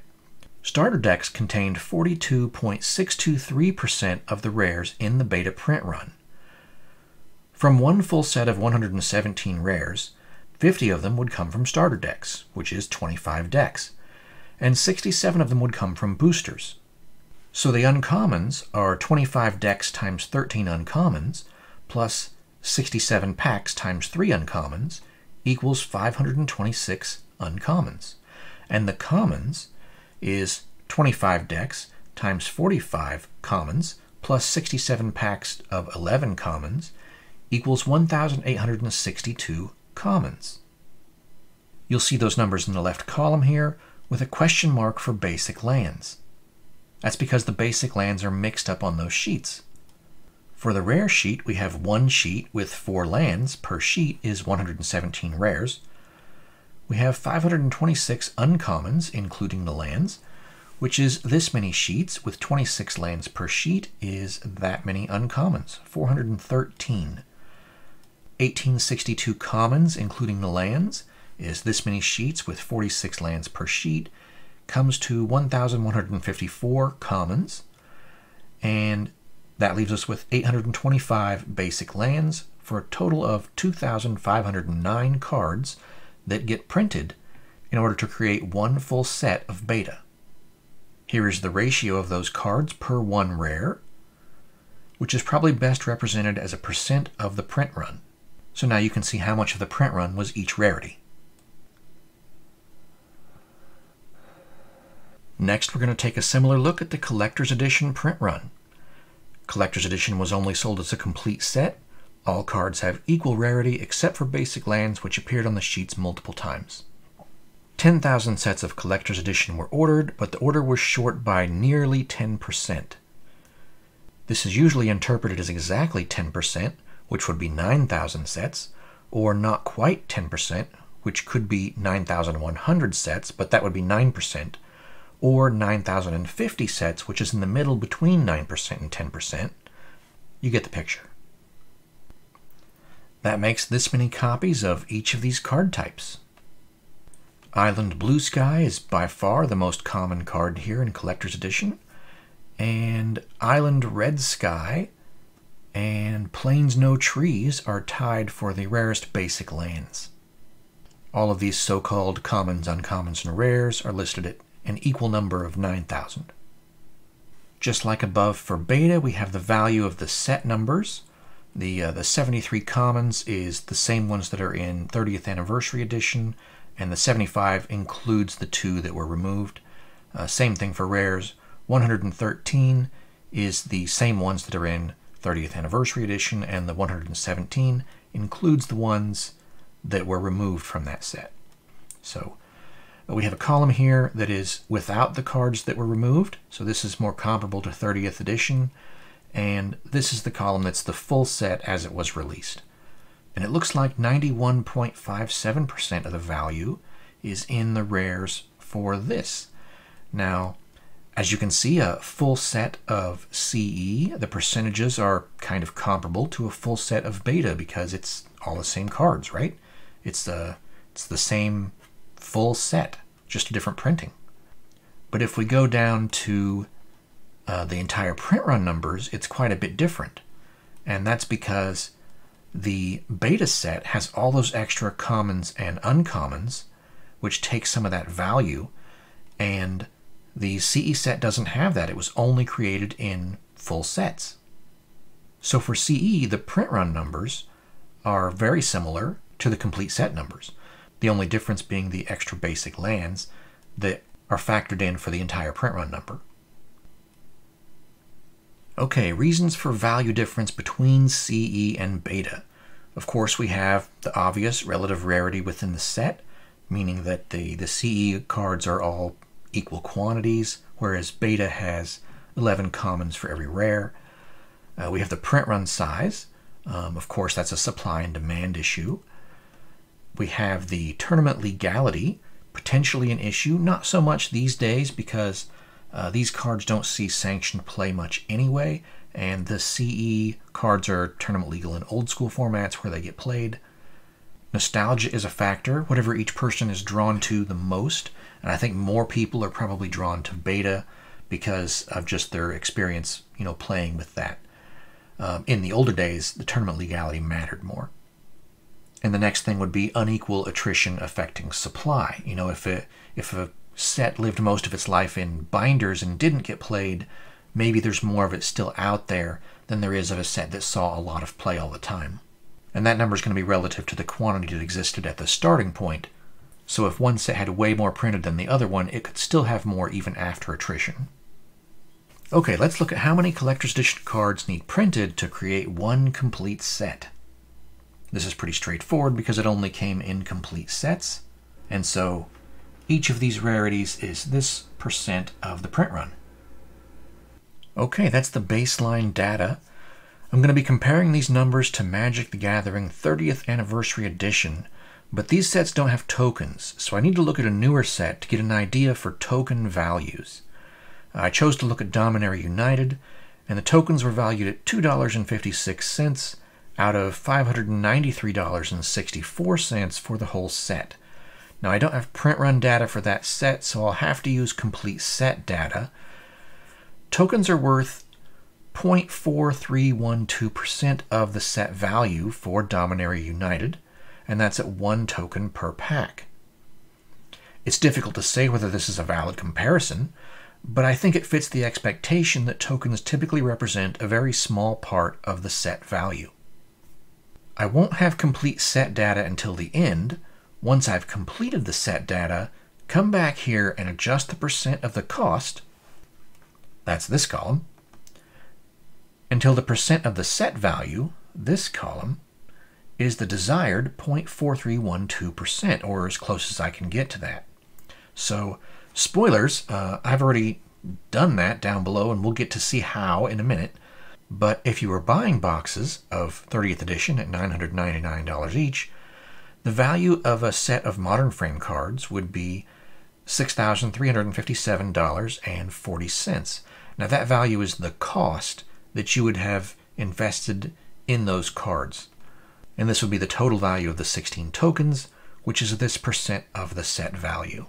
So basically, once I had this number, then I could adjust this number up and down to create this number, and when it arrived at this matching that, then that's where it goes. If you don't follow that, it'll make more sense later. Next, we need to determine how much of the cost gets assigned to retro frame cards versus modern frame cards for 30th edition. The retro frame cards, which aren't basic lands, all occupy one slot of the booster pack. So that retro frame slot is a lot like the rare slot of a pack. It contains the rarest and most desirable cards. Altogether, it's 6.25% of the print run. For CE, which has the rares 1-to-1 with commons, 32.23% of the print run, which is the rares, holds 90.45% of the value. Now that's of the print run value, not of the set value. For beta rares, in which there are many more commons than there are rares, 4.66% of the print run holds 65.12% of the print run value. These figures are what we arrived at above, and we use them to create the value curve. So on that same curve, the retro slot, being 6.25% of the print run, should hold 66.58% of the value. This accounts for how much value the cards should have at the rarity they represent. It isn't necessarily the most accurate way to divide the cost of modern frame versus retro frame, but I don't see a better way to distribute the cost right now, and it seems reasonable. So basically we're putting 66.58% of the value into what would be the rare slot, which is the retro slot, and 65.12% would be there for beta, so it's pretty comparable. Next, we need to determine the basic land values. We used rare value percent to determine the value for the retro slot. We need to look at the basic lands as the value percent of the remaining cards, meaning the non-rares. Basic lands are 20.94% of the collector's edition print run and hold 16.43% of the non-rare value. They're 32.88% of the beta print run and hold 29.45% of the non-rare value.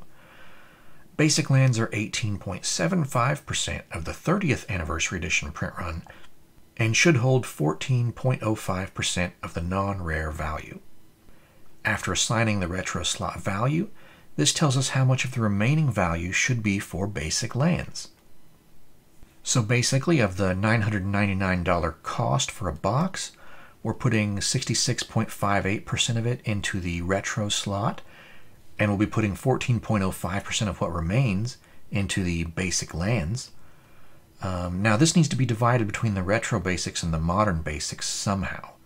Retro basics are 6.25% of the 30th anniversary edition print run, which is 1 per booster, and modern basics are twice that, 12.5%, which is 2 per booster.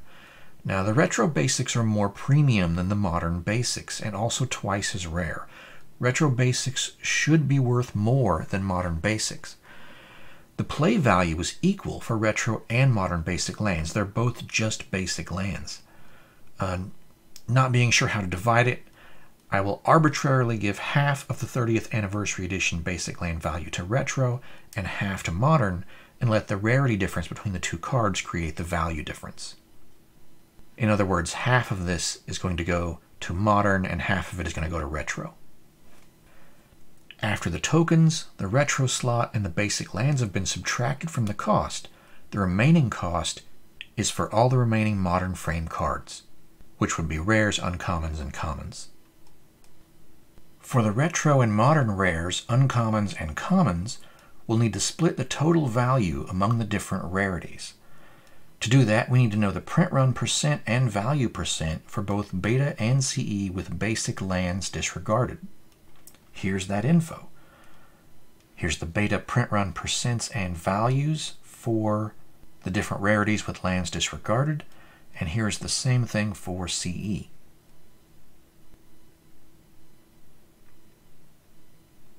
We're going to need the same info for 30th edition. We need the print run percent for both retro and modern with the basic lands disregarded. The retro print run percent was calculated earlier. It's the same as the percent of getting a rare, uncommon, or common in a pack because all the cards are in the same slot. It's different for the modern cards, which occupy multiple slots in the booster pack. For modern cards that aren't basic lands, it's this quantity in 413.5 packs, same info that's from the chart above, which is this percent of the print run with the basic lands disregarded. These numbers over here come from the calculations below, so we're going to look at them in just a minute.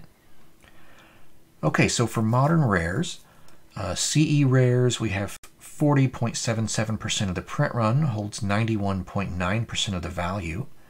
And for beta rares, 6.95% of the print run holds 72.57% of the value. On that same value curve, if the modern rares are 9.09% of the print run, they should hold 74.71% of the value. That 74.71 is what you see up here for modern value percent in this rare row. We're going to do the same thing for uncommons and for commons, and we will put this 13.41% up here with uncommons and the 1188 here with the commons. They total 100% when we're done, so we're doing fine. We're going to do that same thing for the retro cards, and those totals go right here. Okay, here's that info for the retro cards.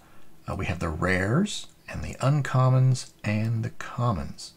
So again, it just uses the same value curve for percent and value for CE to beta, and sees where on the curve that would be for these given the print run size.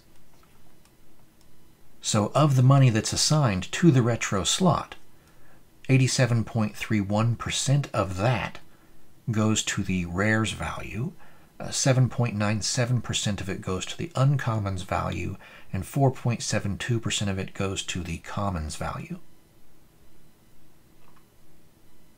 Okay, time to start putting the numbers all together.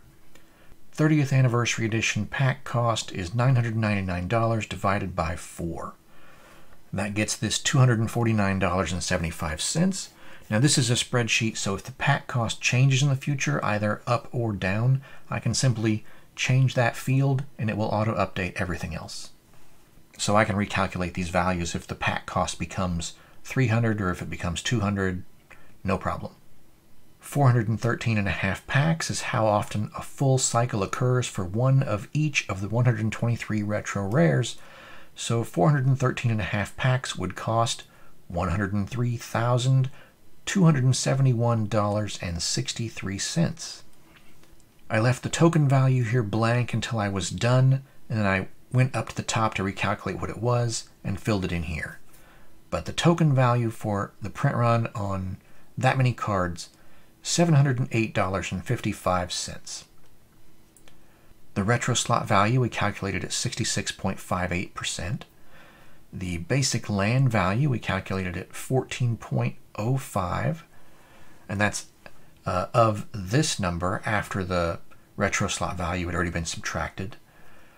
The retro basic land value is half of this number, and the modern basic land value is the other half of this number, which for modern cards that aren't basic lands leaves this much when you subtract it down. Next, dividing the retro slot value, this one, into rares, uncommons, and commons, we get this breakdown for these three, and dividing this modern cards that aren't basic lands value into rares, uncommons, and commons, we get these amounts. So if you're buying boxes at $999 for 4 packs, and you buy enough packs to get a complete set of one of each of the retro rares, it's all this money divided up in this way is how the cost gets distributed among the various card rarities. Now that we've established how the cost for all the packs gets split between all the different rarities, we can apply the cost proportionately to each card. All the rares have a total value which is 100% of the rare value. Each card name represents a percent of the total value for rares. The exact percent might vary slightly between beta and CE, but the pecking order is fairly consistent. Lotus is always the most expensive, etc. To neutralize this variance between sets, I'll add the beta and CE value for each rare card and calculate what percent it is of the total beta and CE value for rares. This value percent for each rare will then be multiplied by the total value for 30th Anniversary Edition rares, which we arrived at above, to get a card value for each card. Then that amount gets divided by the number of times each rare occurs within 413.5 packs. Most rares occur one time in 413.5 packs, but each dual land occurs twice. That'll reflect how the increased supply affects the value. This process will also be done for uncommons, commons, and lands, so that every card in the set has a value. That value being the cost if you were buying boxes at $999 each. The 16 different tokens will be treated as if they all had equal value. Now, in real life, they might have some that are worth more than others, but the total value of all the tokens should be the same, so it's a rough idea. To calculate the percent for the new common soul ring, I'm going to use the $106.97 value from CE because common and uncommon were equally printed in CE, so no adjustment necessary. I'll use $112.62 for the beta common soul ring value, which is adjusted by the ratio of commons to uncommons in beta. So it's like the uncommon soul ring value adjusted by card ratios. These values will be added to the total common value as if the card actually existed in order to calculate the card percent for the 30th Anniversary Edition commons. So that's how I went about accounting for the new card. And now the part you've been waiting for, prices. I put the tokens up here at the top. They're listed in the Modern Frame column. So we have card name on the left. We have Rarity, T is for token, D is for dirt common, which means basic land. We have the column C here is for beta values. Column D is for collector's edition values. Column E is for 30th edition retro cards. And column F is for 30th edition modern cards. The values are in US dollars. Here we go. $1.71 for tokens. Here's the basic land values. Remember that the basic lands each had equal dollar value in their pool to start with, but the modern basic lands have half the value of the retros because there's twice as much supply. Looks like Mountain Brown Sky is the cheapest one, $338 for retro, $169 for modern. And Island Red Sky is the most expensive, $1022 for retro and $511 for modern. Moving on down to the commons here. You can see that the modern frame commons are all pretty cheap. I guess that's as you'd expect, probably. And the retro frame commons are noticeably more expensive. Now, keep in mind that they are more rare than the modern rares.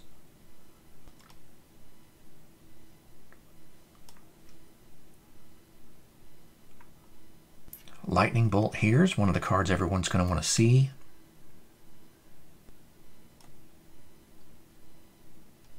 Here's how the common soul ring came out in both modern and retro frame. Moving down to the uncommons. There's a Demonic Tutor.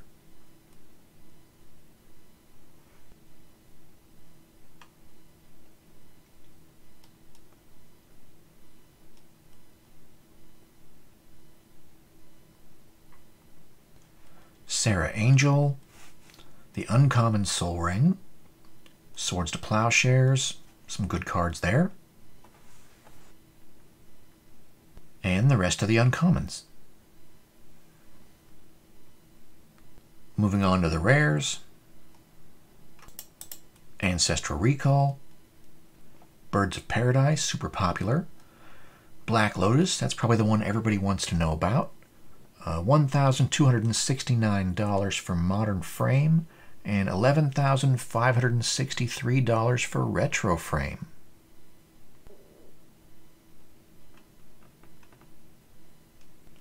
Force Field's a pretty nice card.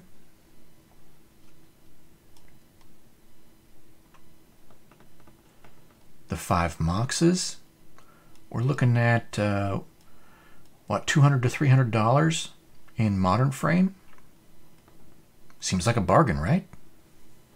And significantly more in the Retro Frame.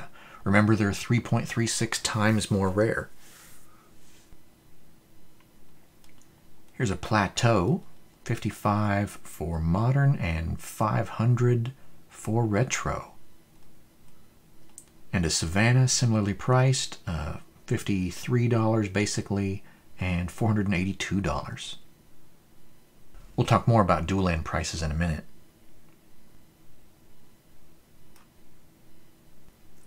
Time Twister right here, Time Walk. Underground Sea, always a pretty popular card. Volcanic Island. A lot of duels on this page. Tundra, Taiga, Scrubland. Just a few more rares down here. And here we go. Total set values, $6,357 for a complete modern set, one of each card name, and $59,253 for a retro frame set. There we have it, prices for all the Magic 30th Anniversary Edition cards. It's important to remember that these values are based on the MSRP cost and the rarity of the cards within the print run. Changing the booster pack cost in this spreadsheet will automatically recalibrate the prices for the new cost, just in case I need to do that in the future. Demand is uncertain and can have a huge effect on the card values. If the demand is greater than the supply, prices should go higher than what's shown here. If the demand is less than the supply, prices should go lower than what's shown here, down to wherever the price floor is. Personally, I don't like to sell stuff for less than cost, so I would like to think of these prices as like a price floor. If you see prices lower than these, it might be a bargain. Only time will tell how strong the demand is relative to the supply. We don't know how many boxes are going to be sold on the website yet, but pricing relative to the cost seems like a good starting point. Okay, now let's talk about dual land prices here a little bit more. The retro frame dual land prices shown here are on par or a little higher than revised or CE, but the modern frame dual land prices shown here are quite cheap compared to the current price of revised duels. Probably unreasonably cheap. I don't expect anyone would sell the duels this cheap. Not when the next cheapest option is considerably more money.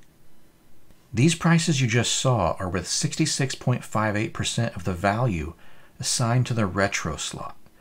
I have to wonder if maybe that's too high. Maybe some of that retro card value should be slid over into the modern column.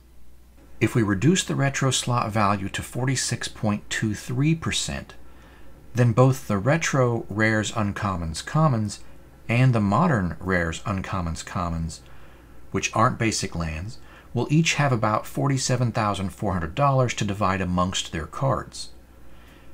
Roughly equal starting value, and in that situation the modern cards will still be worth less than the retro cards, but only because there's a larger quantity of modern cards to split the money between. Basically the same thing that we did with the basic lands. Let me go ahead and make that change and show you what that does with the prices, in case you think those prices are more reasonable. So we're going to go all the way back up here, and we're going to change this number to 46.23%. There we go, it recalculates everything. As you can see, we have $47,414 in the retro slot, which is commons, uncommons, and rares. And we have $47,398 in the modern cards that aren't basic lands, which is, again, commons, uncommons, and rares. Scrolling down to look at the values again, tokens are still 171, that didn't change. Here's the basic lands. Now for the commons. You can see here that even with both the retro and the modern having the $47,400 total value to divide amongst the cards, the modern cards are still noticeably cheaper due to having just so many more in existence than the retro frame cards. Here's the lightning bolt value again. What do you think? Is that more reasonable? Soul Ring. Moving on to the uncommons. Demonic Tutor.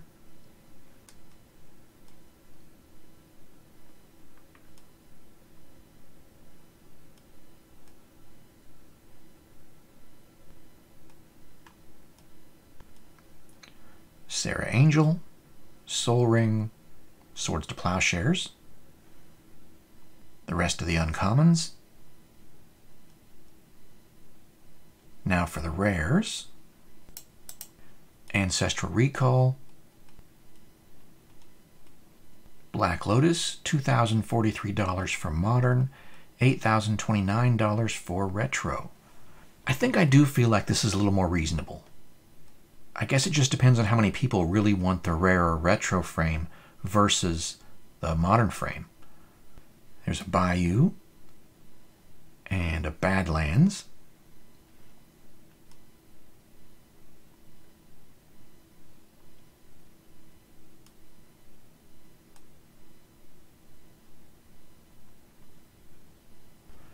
Here's all the Moxes again.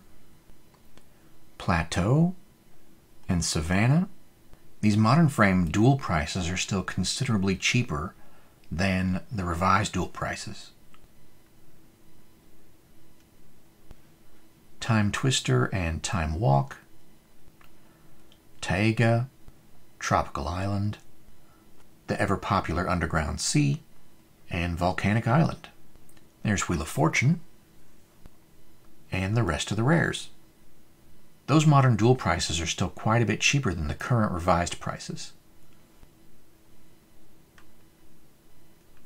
We would have to reduce the retro slot percent all the way down to 17.95% of print run value in order for the larger quantity of modern cards to be valued equally to the smaller quantity of retro cards. This is probably unreasonable because the retro cards really should be worth more than the modern versions, which are more common. It would be even more unreasonable to have the modern versions be worth more than the retro versions.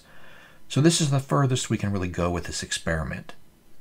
Making that adjustment would put the value of both modern and retro duels at about 80% of current revised prices.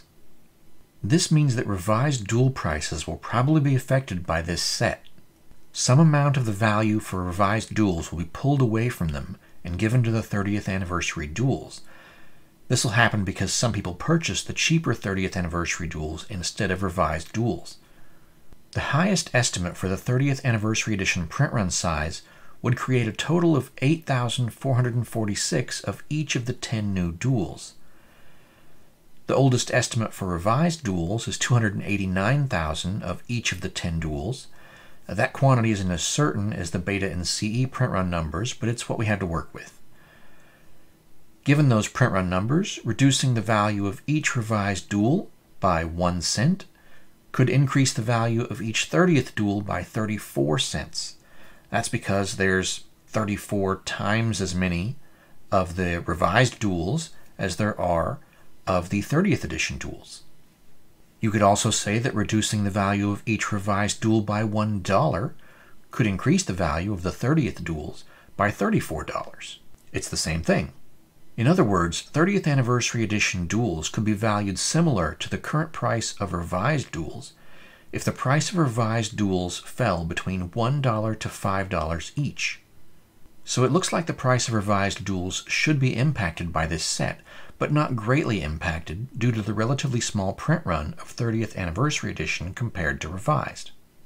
If the price of revised duels falls further than that, it could indicate a smaller supply of revised duels than expected, or it could be caused by other market pressures, including people panic selling due to their own false assumption that the new print run will be massive.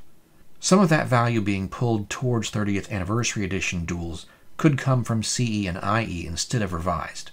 Whatever duel is lowest cost is most likely to be affected. If people are selling their duels now in hopes of buying the 30th Anniversary Edition duels later at a cheaper price, they might be disappointed when the market dries up. There might not be enough supply to go around if it's a small print run. Since Vegas, some of these cards are starting to hit the market, so let's take a quick look at the real-world prices we're seeing so far. This Modern Frame Time Twister sold for $1,200. That's about double what my chart here says the cost basis should be for opening packs. And here is a Modern Mox Pearl that's currently being auctioned. The bid is at $3,000. Again, that's quite a bit higher than my chart is showing here for the cost basis if you were opening packs. There's a few different reasons that this could be happening. One, maybe the packs are a really good value at $250 each if the value of the cards in the set are that much higher than the cost of buying enough packs to get a set. Now, one of the problems with Alpha Beta Unlimited is that so much of the set value is concentrated in such a small number of cards. 30th edition does fix that a little bit by having additional duels and also by having an extra chance at getting a rare in a pack. It's not just one per pack. Still though, there's a decent chance that if you're opening only one pack, you might not hit a valuable card. They're definitely not all winners. 2, possibly the demand is currently greater than the supply.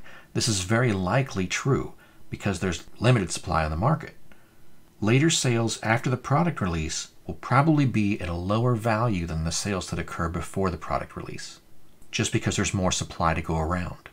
The big question is how much lower will those values be after release, and that really depends on how much supply Wizards puts out.